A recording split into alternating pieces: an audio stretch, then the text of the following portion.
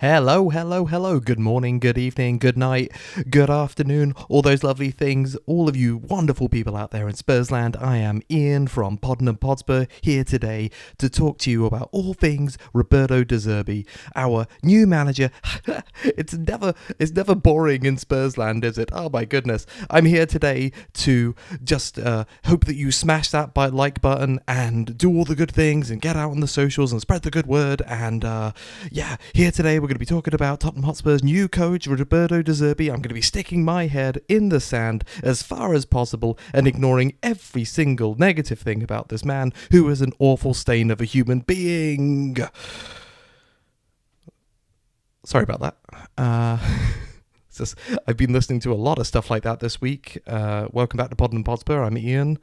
I'm going to be talking to you a little bit more normally now. But yeah, the podcast hype monsters out there have taken a pretty interesting turn with Roberto De Zerbi this week, and I'll dig into that for you all today. Some of the topics I'm going to be talking about today are quite sensitive, and this is a very Frank Lampard-esque, but actually seriously kind of moment. But some of the stuff I'm talking about today are going to be pretty serious. We're talking domestic violence, spousal abuse, stuff like that. So I'm going to drop in a few resources into the show notes if you or somebody else, I hope that isn't the case, is affected by the things that I'm talking about today. And of course, content warning for anybody who might not want to hear this type of thing. So here we are in Spursland. God, I don't know if I can segue out of that YouTube hype monster intro. Yeah, we're here. Igor Tudor's gone.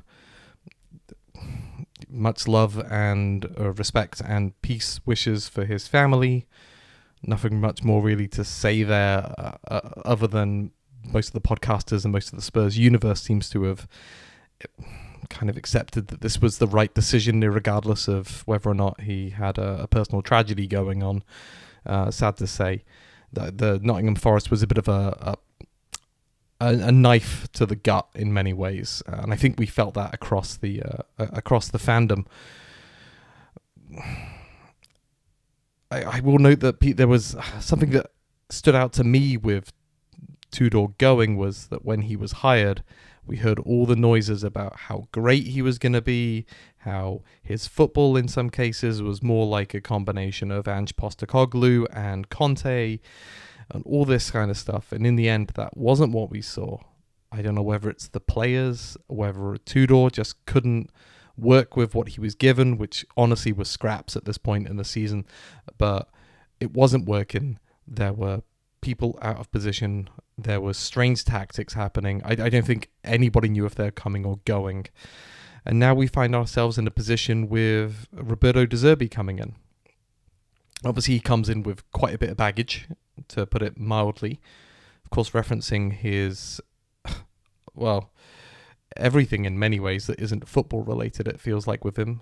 People have pointed to his sort of strange choice of facial hair and haircuts, his handling of players on the training ground, his intensity, I guess, would be a euphemism for that. Bullying would be something else you could say. His, targeting and sort of convincing and then defending of Mason Greenwood, who, I don't know how to sort of describe this without downplaying or misrepresenting what happened, but there was a situation with his then girlfriend, now wife, several years ago, where Greenwood was recorded as basically forcing himself on her, and it wasn't something that any person should do. I'm aware of the possibility of this being taken out of context, but it was disgusting from what I heard, and I don't want to cast aspersions or judgment on anybody. I don't know exactly what was happening, but for a public-facing organisation such as Tottenham Hotspur, I don't think this is a great look for a manager of ours to have been so linked with a player like Greenwood in the past. To put it lightly, De Zerbi has been picked apart and rightfully challenged for his full-throated defence of Greenwood as a person who has suffered greatly, was his words, and how the things that he saw wasn't the person he knew, etc., etc. You can chalk some of this up to, a coach defending his player, and as was said by Todd on Tottenham Depot today, but there was an option put in front of De Zerbi to use his head and just basically straight back the question back at the interviewer. Nothing to do with me. The person I know trains well, that type of thing, keep it professional, instead of wading into the sort of personal matters that he can't possibly know himself what was going on. Of course, he also targeted Greenwood and was on the phone multiple times to get him to convince him to move to Marseille during De Zerbi's time there. So it's clear that it would have been clear from De Zerbi's time in English football that he was aware of what happened with Mason Greenwood. Him being let go basically and kicked out by Manchester United and Nike from their contracts. This isn't something that either one of those organizations would do lightly. He then decided that, despite his recent apology to Zebi, where he said that he wouldn't compromise morals to win a trophy or win a football match, but he did. He says he didn't, but he did. So here's kind of the way I see things, and I've got 20 bullet points here that I'm going to go through, so apologies. This may or may not be more annoying than that intro that I spat at you like 6 minutes ago. So Mason Greenwood is probably not a good person. From what we heard in the media, I think it was videos, it was definitely audio of his then girlfriend, now wife, it suggested that there was an abhorrent act taking place. As far as I'm aware, and I have looked, Greenwood's remorse and commitment to change hasn't been shared publicly. Again, to my knowledge, maybe he has. I don't think that's going to change too much for me, because football is about optics still. Our justice system frequently lets down victims of domestic abuse. The prosecution rates, let alone conviction rates in the cases of assault against women, is woefully poor. Women are not protected, not supported, and can often be targeted for calling out the types of acts that Greenwood was accused of at the time. He isn't not guilty. The charges were just dropped. They can be two different things. Harriet Robson dropped the charges and is now married to Greenwood. We don't know what happened. There can be speculation about things behind the scenes, and it goes both ways. She may have forgiven him. It may have been a misunderstanding. Conversely, it sounds like she was a victim of abuse, and the decisions and relationships between abuser and victim can be complex, to say the least. Let alone the money and power that a person like Mason Greenwood wields over another person. And I'll leave that there. There exists the possibility that the incidents and pictures were manipulated or not entirely truthful to events. Kinks, for example, exist. I'm not saying that's what happened here. I don't believe it's the case. I hope that prior comment about kinks isn't taken out of context, but there is a section of society for which this type of thing is something that's part of their lifestyle. It could have also been manipulated and staged. We don't know.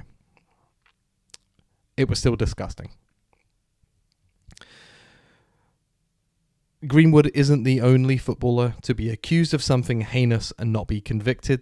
See my earlier point about our justice system, but Cristiano Ronaldo would be another example of this, who essentially paid his way out of an accusation against him, and there was a period of time where he couldn't step foot in America. Important point next up, which many people have pointed to, is that Mason Greenwood is not currently linked with Spurs in a tangible, realistic manner. Expect this to change over the summer. He's scoring a lot of goals in France. He's a very good player over there. De Zerbi used to be his coach and targeted him, like I said earlier. And we know how lazy some sections of the press can be with generating transfer speculation. When that moment comes, it's going to be unpleasant to be a Spurs fan and be, again, distancing ourselves from such a reprehensible act. It's worth noting as well that he may not be linked to Spurs at the moment, but De Zerbi's hands aren't exactly clean, irrespective of what happened between him and Mason Greenwood. Another point is that rehabilitation of character is always and should always be the goal of any good justice system. It's not just punishment. It's about growing and changing and recognizing the hurt you've done. Again, I'm not aware of any attempts of Mason Greenwood, but he also hasn't been tried and convicted, so maybe he doesn't want to step out and sort of implicate himself further. Could be a moment that he wants to leave behind, I suppose. Rehabilitation, however, doesn't mean that you're owed a lucrative career. People have lost careers in football for less than Mason Greenwood has done. Think of the academy kids who drop out of that system every single year. Mason Greenwood is not necessarily owed something, as was suggested by Roberto De Zerbi by his comments. I already mentioned earlier that managers do hype up their players to improve their morale and performances, but De Zerbi didn't have to comment on a personal matter, especially one such as this. Yes, his comments were, I think, either in Italian or in French, I'm not entirely sure, but there are plenty of people who are native speakers who have assessed and made a past comment. It isn't a gotcha to say it wasn't said in English. Words are words. This isn't the only thing De Zerbi has done in his career, which I think would make me uneasy with him being Tottenham manager. He's been pictured and videoed berating young players. I forget the guy's name. The teammates of his at the time said that he had a bad attitude, apparently. But again, there were other ways to approach this. And this is a common theme with Roberto De Zerbi, whether it be Mason Greenwood, his handling of young players. I'll get onto him signing Wahi in a minute. His relationship with ownership and leadership at his clubs. He continuously makes bad decisions that compromise the integrity of the football that he's trying to put onto the pitch. Yes, managers are egotistical people who are prone to shouting. Pep Guardiola basically self-harming recently, last year when he scratched up his face and head. People had a good laugh about it, but that isn't a healthy response to stress. So managers are known to do this. I'm old enough and ugly enough to remember Alex Ferguson supposedly throwing a teacup at David Beckham's head in the changing room, like half-time or something, of a Manchester United game, which basically precipitated Beckham's move to Real Madrid. And yes, sport encourages and competition encourages, if not in some ways demands, aggression. Now, we as individuals can work within that system and have a line on what is and what is not appropriate aggression. And here I'm talking about De Zerbi's aggression towards his players. Again, there are comments that people seem to love him, but of course people will say that at the time about their coach, and people that he loves will also comment on him, being such a good guy. Sandro, who was on Cheese Room recently talking about that, and on the Spurs show, of course he's going to have a good experience because he was treated well. It's a survivorship bias. De Zerbi also signed Wahi, who at the time had been expelled from a youth organization, a youth football organization, after being accused of abusing his fellow players sexually. De Zerbi also confronted then interim Spurs manager Christian Stellini over a misconception about De Zerbi's sort of abilities as a coach. It was something to do with him taking over from Potter. I think Stellini was trying to give praise to both Potter and De Zerbi blew up at it in an immature way at the Tottenham Hotspur Stadium, I think. So he doesn't show good judge of character or appropriate responses to volatile or contentious situations that I think are appropriate for a representative of Tottenham Hotspur. He may mature, but I don't think this is likely. He's 45. He's 5 years older than me, and I can tell you I ain't changing and growing. I'm getting worse, if anything. But maybe he will. The interview that he gave with the official Spurs sort of club channels suggests that at the very least, he's aware of the optics on this situation. And hopefully he'll be more careful while he's in charge of our football club. And I think now he's in situ, and this is a sort of a statement echoed, or at least similar to those of Women of the Lane, the Supporters Trust. He's here now, and he has to act like he's a good representative of an employee of our football club and of our organisation and of our history. Something that annoys me, and this was in my email to the organisation, Spurs, about his hiring, was that we have a history of supporting efforts regarding domestic violence and spousal abuse. And I don't think these activities, of which there are several that De Zerbi has been engaged in and at least, if not supportive of, because good Lord, he better not be supportive of, but at least sticking his head in the sand, which as a bystander in these situations is, or at least a third-hand bystander. I'm sure that there's somebody out there who's very smart and very knowledgeable is picking apart my language on this. But De Zerbi is a person who is adjacent to the person involved. Sticking your head in the sand and brushing it off is not an appropriate response. It is not an appropriate response as well in the message you send as a football club to downplay violence and abuse. And it doesn't matter whether you have a daughter or not. At the end of the day, businesses, of which football teams are now a business, as much as we dislike it, we have a CEO. We have, chief marketing officers. We have all sorts of, C-suite positions and all the other bump that comes with it. Shareholders, owners. It's not like the olden days where the local mattress salesman owned a club. It's now, million or billion-dollar organizations. But these businesses will make decisions that support profits. And right now, Spurs' profits, as related to their position in the Premier League, are in grave danger. At the very least, it's right now hurting their ability to generate revenue through fans, through TV, through merch, through sponsorship deals, of which we have several up for renewal, or at least, replacement next year. AIA will no longer be our front of shirt sponsors. So Spurs are going to be looking for money. And if they're in the Championship, that ain't going to be good enough. And if they do go down, they need to come back up quickly.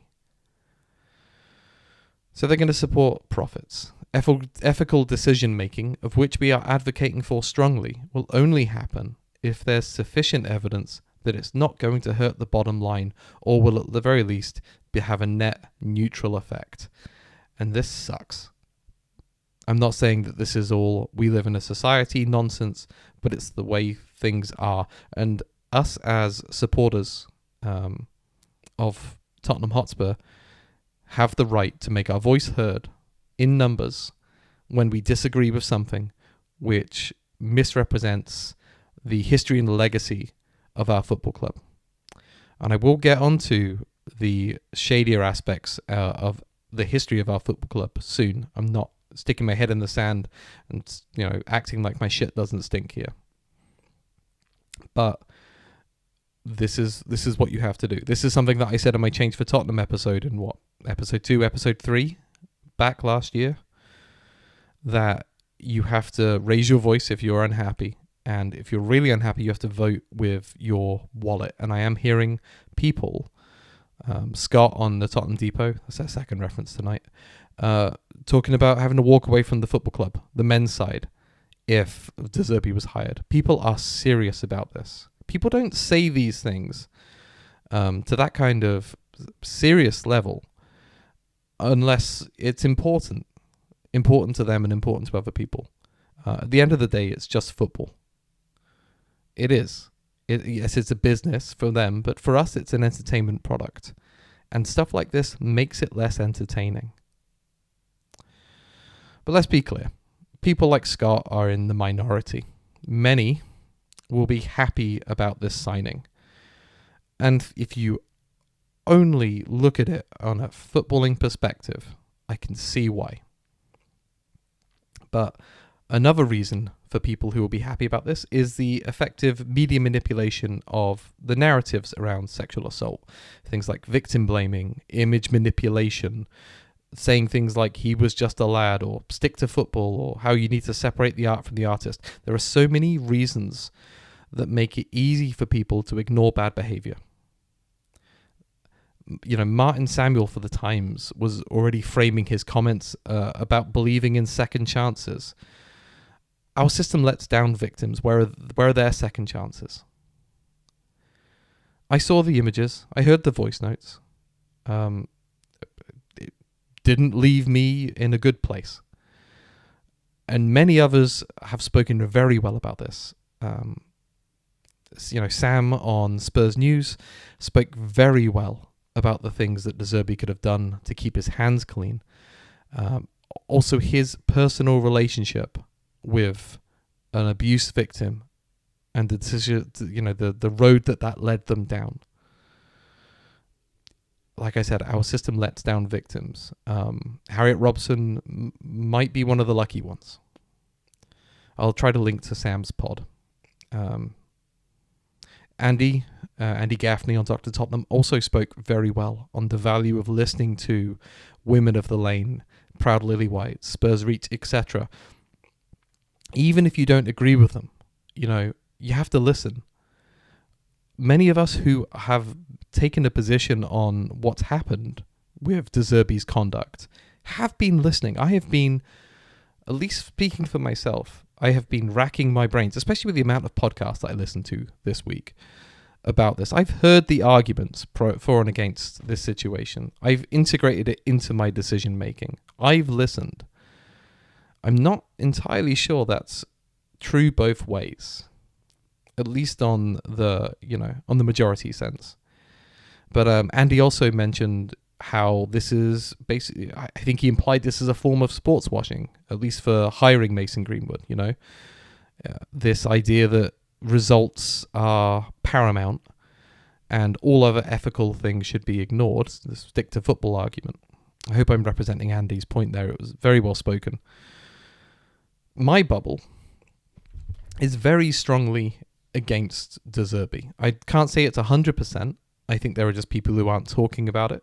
There are those people who may not know. The terminally online might be the most worried about this. I do envy those who can stick their head in the sand on this. I found this a challenging episode to research. I talked about this on my Bluesky. There was one podcast I had to turn off within minutes of hearing what they were talking about this topic. It's their prerogative to have their own moral compass, but I just couldn't listen to it. And I heard all sorts of things from men, from women, about this situation, how they don't care, about anything else. The only thing that matters is Tottenham Hotspur staying up. And again, that's their moral line on this, and that's their judgment. I do understand the arguments to defend Roberto De Zerbi's involvement and his approach to Mason Greenwood. It is more than Mason Greenwood with this man, however. Again, I acknowledge that De Zerbi didn't do the thing that everybody's talking about. He did push for the guy who did the thing. He did defend the guy who did the thing. But to propose him as a victim or having paid penance for losing a highly paid contract and picking up another and moving countries is probably the worst thing he's had to do, which is very common in footballing circles anyway. I've heard people say that it's been blown out of proportion, De Zerbi's comments, and I hear them. Even people who say that they think Mason Greenwood is a vile human being, they still think De Zerbi is totally clean of it. They are separating the two. And I think that is, on the face of it, something that I am understanding of, at least in a cognitive dissonance sense. Like, if you acknowledge that De Zerbi had, a minor footnote in this story that was unpleasant, how do you get behind him? How do you see it, cheer his name? How do you laud his efforts as Tottenham manager? So I just felt weird the last few days of all this, listening to dozens of podcasts directly or indirectly talking about this type of assault. Probably wasn't the smartest thing I've done. But imagine living with it.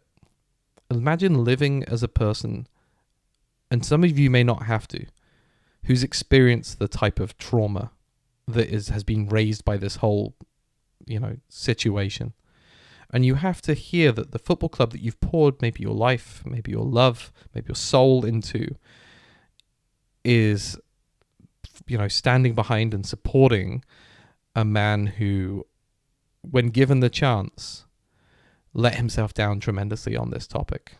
If not worse. That's me downplaying it. It's like a euphemism. He let himself down. Is a man who defended a credibly accused abuser. And living and walking in this situation as a Spurs fan. So I felt pretty rough about this the other day. Went for a little walk at lunchtime. Decided to listen to some War on Women. Great punk band from Baltimore. And just realized just how bad I felt was because of how frustrated I was about all this situation. How frustrated I was that Spurs have put myself, but even more so people who are assault victims in this position, to have to defend themselves against, voicing discomfort at the very least, or displeasure with this decision, a sporting decision. It's ridiculous. Now I know that Tottenham Hotspur's history is not completely free of arseholes. I'm going to list a few here so that you know that I know that this is the case. We've got Glenn Hoddle, who spoke horrendously about disabled people. Paul Gascoigne reportedly knocked his wife Cheryl about, and that's just like tip of the iceberg with him. Rafa van der Vaart allegedly struck his wife, he says he did, at a New Year's Eve party.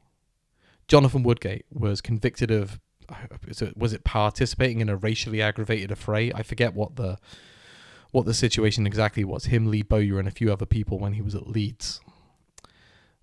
Rodrigo Bentancur made racially insensitive remarks about our club captain and Spurs legend. Yves Bissouma was being investigated actively for sexual assault, when we signed him.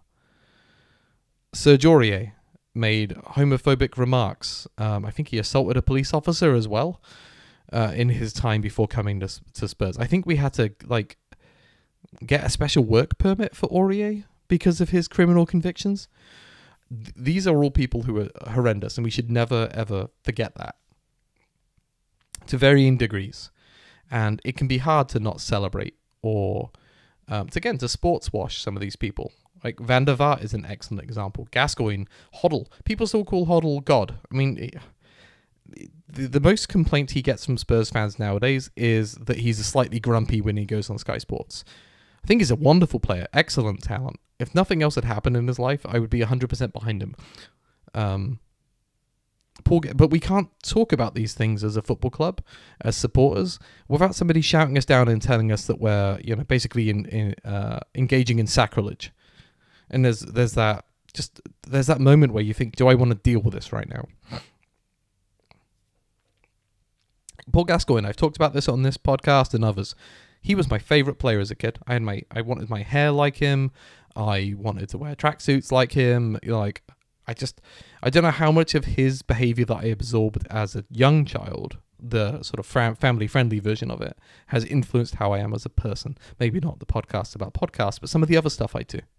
Some of the wackiness, I guess a podcast about podcasts is pretty wacky. Anyway, but I've had to, over the years, distance that part of myself from him. When I was buying a custom Moco Spurs jersey for my supporters club, I knew what name I wanted on the back. I wanted Gascoigne. I wanted Gascoigne and 8 on the back of my, back of my shirt. But I just couldn't do it. He's a wife beater. He's a mess. Love his football. Love the media portrayal of him that stuck in my head as a child. Not a good guy. Never met him, but never met anybody. But anybody famous. But that's just the way it is. I went with Jermaine Defoe, by the way. My relationship with all of these people have changed significantly as I've matured, but I haven't walked away from the football club over them. So am I a hypocrite? Yes and no. Do I actively call these people out?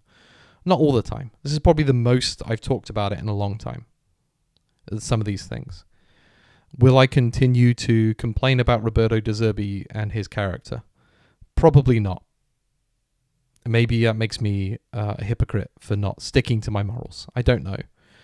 I think at a certain point there's this fatigue that sets in with having to constantly hound people over things that are important to you, ethical matters that are important to you. There's a shame in our society for people who feel strongly about certain ethical matters. This is a stretch, but look at the way that people talk about vegans, for example. There's a straw man about them, liberals, all sorts of, community organization gets, laughed at. It's annoying, to say the least, to really, really downplay it.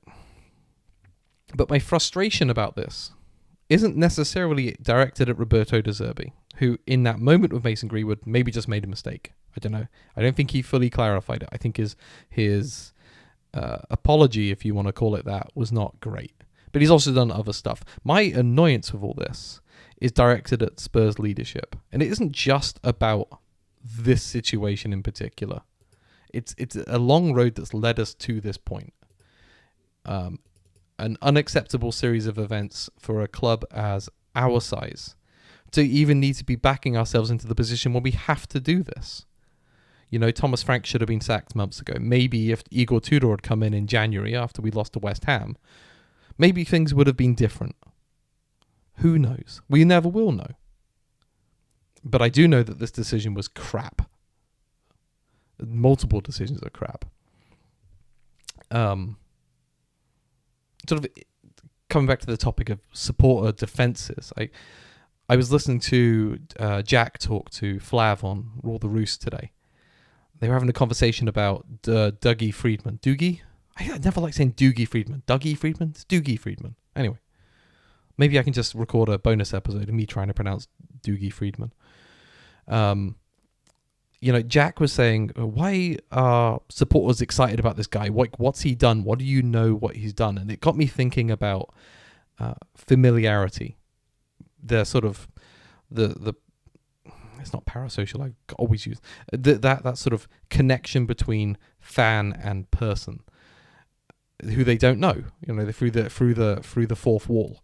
And it was making me wonder if some of the people who were so defensive of Roberto De Zerbi, would they have been so if this had just been some, Joe Blocks, Carlos Kickable, whoever, who they've never heard of, where they had all this same resume, where they've gone to football clubs, never won anything, style of football has been good to great, attacking football, but has this track record of behaviour. I don't think people would be defending him as much if they hadn't seen him at Brighton, and as if they weren't desperate as well right now.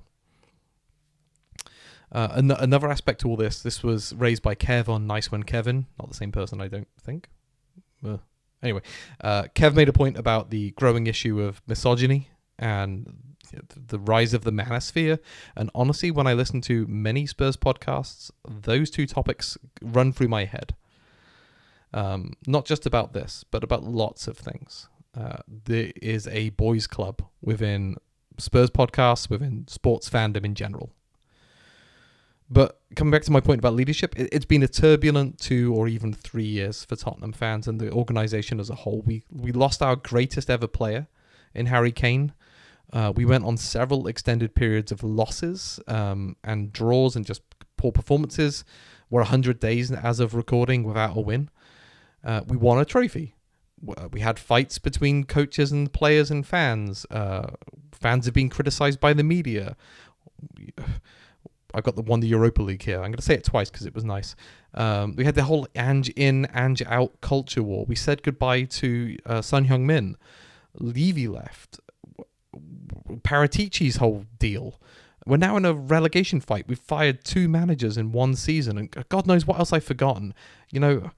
in many ways I've picked a bad time to start a podcast, but like that's a lot of weird shit to happen to football supporters, and who are of normal sane disposition, which, as we all know, isn't really Tottenham fans. And so any reactions to De Zerbi's hiring, I feel, are probably influenced by these factors. It's like throwing more fuel on a fire. Some people have said that he's like adding a match to like a stick of dynamite, but honestly, we were already on fire as a football club. He's just pouring kerosene on. I think something else as an aspect of this is that people really wanted Pochettino back. So I think this makes people pissed off, and it just heightens tensions. I can feel it in myself that I can feel it myself that this is something I feel strongly about, but my annoyance has been intensified by De Zerbi. Just another bad situation from bad leaders. And we'll see. Maybe if Spurs will start winning, people will just get in line and not care anymore. I don't know. So I do think that it goes both ways, that there are people who are defending De Zerbi for the reasons I laid out. Some of them valid, some of them less so. And on the other side, there is probably the widespread nature of the pushback against De Zerbi. I think there's a strong chance it was amplified and used by some people as another stick to beat the club with. I don't think that's the case for Women of the Lane, Spurs Reach, the Supporters Trust. I'm missing one. I apologise for that. Proud Lily Whites, there we go. These are serious organisations who take their position as community organisations and community leaders, that they don't want to wade in and cause a fight for the sake of it. They want the best for Spurs. Unlike many fans who are only looking at the footballing aspect of it, they're thinking about the culture of the club as a whole. And these are very considered people. They may be smaller than Tottenham Hotspur in terms of organisations, but there isn't just one person complaining into a microphone for 37 minutes. These are people who've had to debate this topic and whether or not it's worth raising their voice, whether this is the hill to die on. And they have taken this as a pretty big hill for them to have to fight on. I mean, a further friction between people has been our own distance to both the Mason Greenwood situation. It's both time-wise, not our football club, not our family, as well as Roberto De Zerbi. We have to take what we've read in the media, what's been shared online, at face value to a certain extent, use our own experiences and filter it through that, and use our own judgment to make about a decision. And there is a part of me that is somewhat concerned that I'm wading in on someone else's life. I mentioned the victim's name earlier, and I haven't heard her name mentioned much throughout all of this. That makes me uncomfortable that people are so willing to use this as a footballing debate without even spending the time to look up her name. I don't think De Zerbi's a good fit for Spurs, even if you take all the other stuff out of it. Mason Greenwood and Wahi. If you take those two out of it, I think that, yes, we'll be back here in 18 months. I don't think he has enough time to turn this ship around. I don't even know if he's going to be around in the Championship. This is one of those things where, you better hope it pays off. It's a direct contradiction to our club's stated values. I've mentioned this already, but making him the third highest paid coach reportedly, and take those reports with a pinch of salt. He had us over a barrel. I get that, but come on.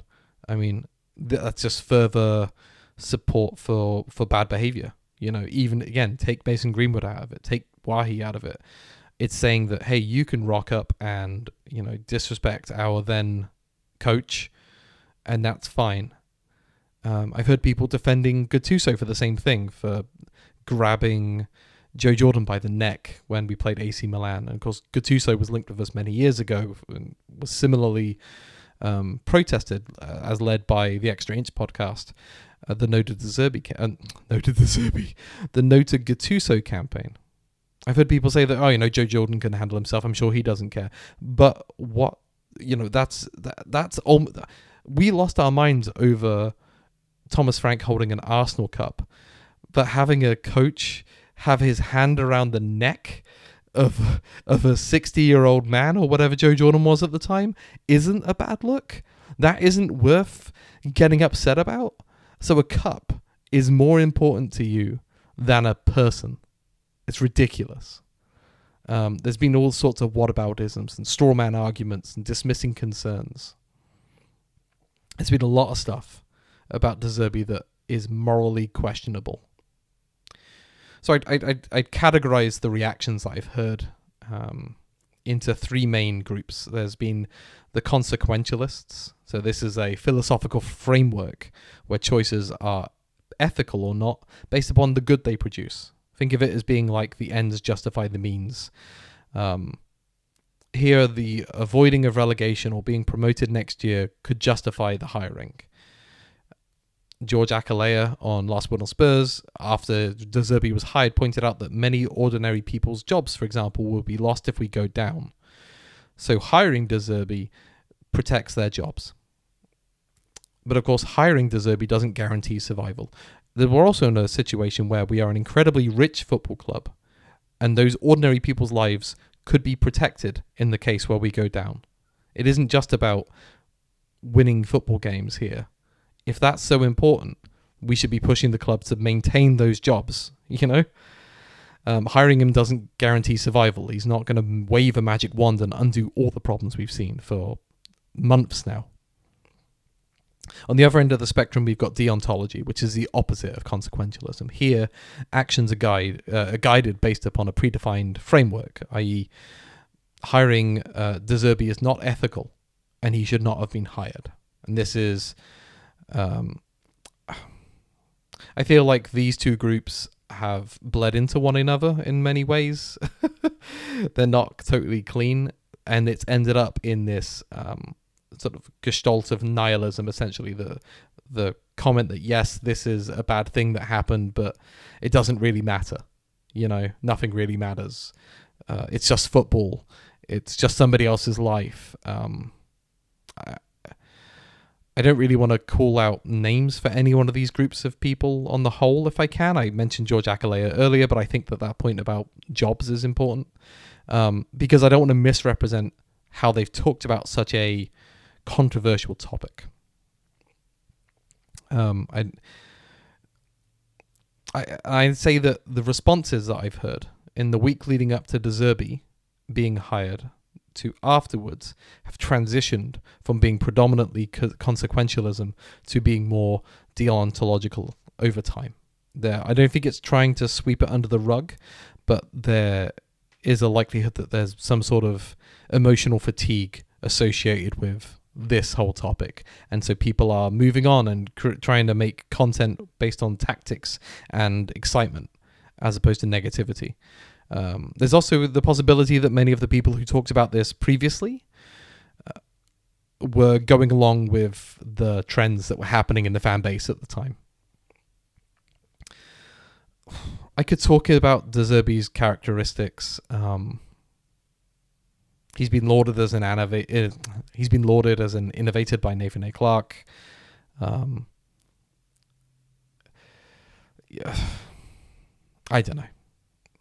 I was going to have a whole spiel here about his football, his temperament, the fan reactions, but I don't know. This is feeling a little exhausting, and I just don't think it's really appropriate. We'll find out in the coming weeks and coming years, possibly, about his football, about his temperament.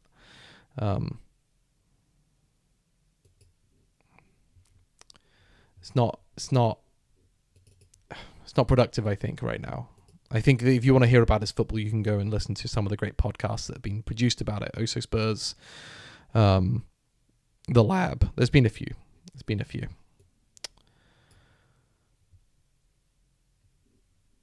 So previously I likened football support to being as part of a religion. It's not like a fandom of, your favorite TV show. You have a lot more faith that you place into this organization. And to use that analogy here, one's faith is very personal, and it may not be discernible as being different from the corruption within an organization. Your faith is independent of what happens. If you're a Catholic, right, the way that you personally feel and your relationship with your God is totally different to what happens with the crimes that have been widely reported within the Catholic Church, right? You as a person of another faith, and other horrendous things, perpetrated by people of that faith, are two separate entities. So your relationship with, in this case, Tottenham, is independent of the decisions made by that organization in many ways. Of course, there's financial support. There's all sorts of other things. There's bums on seats in the cathedral. But they're two different things for some people. For others, they're not. But defending and encouraging corruption is different. So I think that my fellow supporters who are working to incorporate this decision to hire De Zerbi into their own ethical framework in different ways should be met with some grace. People who have spoken out about it before and have started to cool off, either for the emotional fatigue I mentioned earlier, or learning something and speaking to different people. There's going to be different rates of change on this, and sadly, it's probably going to trend towards acceptance as opposed to the opposite, until De Zerbi has a flare-up or we start losing games, in which case everyone will suddenly start hounding him again. I personally I'm increasingly thinking of football as more than just a faith, but as entertainment as well. The concentration of trophy wins and success is limited in most football leagues around the world to a handful of clubs. You are unlikely to experience and taste glory if you are, 80 out of the 92, teams in the professional football league in England. So you got to enjoy it. Winning games is obviously paramount, but as part of that entertainment product is having people on the pitch and in the stands who you think you like, who represent decent values, or at the very least are value neutral aside from their football club. And I don't think that's what you could say about Roberto De Zerbi. Your line in the sand may be different to mine or somebody else's. Your line may change. My line may change. There's enough distance between De Zerbi and Mason Greenwood for people to accept what's happened. For others, it's unacceptable. There's no distance which is large enough. Another line might be De Zerbi's treatment of the young men under his care and stewardship. I've heard people say that this is a good thing in football. Intensity is a good thing. It motivates people. Hell, I've heard people say that some of our own players would deserve such harsh treatment.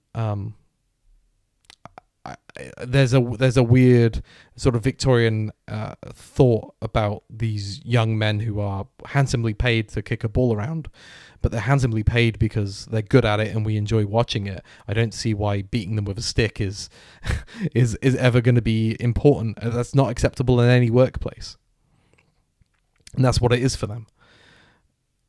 Our personal values are different to those of a company, which Tottenham Hotspur Football and Athletic Club definitely is. It's different to you. It's different to the organisation.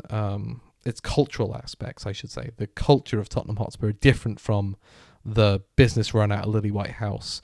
Spurs signing De Zerbi doesn't change you or the things you enjoy about Spurs.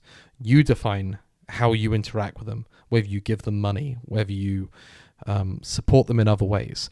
I personally will continue to support the club through running my local supporters club, helping people get tickets, helping spread the word about this thing that I love, creating a situation or a location for us to get together and make friends and try to enjoy this thing that we've given ourselves up to, More on that in another podcast. I'm currently searching for a new home for us. But you can choose how you interact with the club. You can keep writing letters of complaint. You can keep talking about the issues raised by this incident. I'm annoyed that this burden is placed upon us, and especially is being placed on those who are complaining or raising concerns about this, when those who claim to not care about it are also in a way themselves taking the high ground. I haven't heard anybody on podcasts, online, on Reddit, whatever, I haven't heard anybody complaining, place blame on those who are just trying to get on with it. Those people who are condoning who are condoning the behavior of both Mason Greenwood or De Zerbi. I think that they're perhaps more ripe for finger pointing. Hey, future Ian here. I deleted a portion of this section here because I felt like I wasn't clear enough about my statement. There's also been a pushback towards people raising ethical concerns about hiring Roberto De Zerbi. So other people yelling, or the equivalent of yelling in written format towards people who are troubled by this decision. All right, back to the pod. Spurs fans complain. I mentioned all those players earlier that have been basically sort of swept underneath the rug in terms of their poor ethical behaviour. And yes, as a fan base as a whole, they have been allowed to get away with it. Basuma, there was of course a big, a series of concerns raised about him.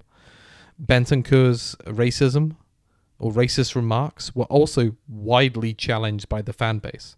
But I want to point to one manager who has been very strongly targeted by Spurs fans in the past, and that's George Graham. George Graham came to us as former Arsenal manager, I believe involved in some financial irregularities as well during his period before coming to Spurs. Spurs fans were so pissed off of him, many people just called him the man in the raincoat. There was this, for some people, and I'm not saying it's a Venn diagram that completely overlaps, but for some people, they're willing to call George Graham the man in the raincoat and tell him to get out of the club, but are saying that we should sign De Zerbi and it's okay to have him on board. That, to me, suggests that, this is where this whole stick to football kind of thing comes in, and it makes you yourself look like a hypocrite. You waited out George Graham. I guess we can do the same with De Zerbi. Support the club, support the fan base, support players and coaches as you see fit. So this was a heavy episode, I know. I appreciate all of you who stayed to the end, coming up on 50 minutes. And this is another interesting and weird thing that's happened in the history of Tottenham. I'm bouncing around this idea in my head of recording a limited series about all the kind of weird stuff that happens at Spurs. I'm going to try maybe reach out to a few of my podcaster friends to come on and do that and just talk about some of these. This is obviously on the more the more horrible side of weird, but it's just like another situation we find ourselves in. But I'm talking more things like Lasagna Gate, the idea of Tottenham DNA, of community organisation over the years at Spurs, in Change for Tottenham now, but Save the Shelf back in the day. There's a whole bunch of different things that have happened over time that I think would be really interesting to just get one person on and take topic at a time and just go over and chat about, and just try to have fun with it if you can. Look out for that. Maybe I'll record it in the summer. I have a habit of starting projects and not necessarily always seeing them through. But that's on my mind. Thanks again for waiting to the end. I hope that ramble wasn't too much. Try and find me online. I said earlier, and I smashed that like button, but it would be nice if you did. And just stay good. Look after the people around you, and see you soon. Up the Spurs.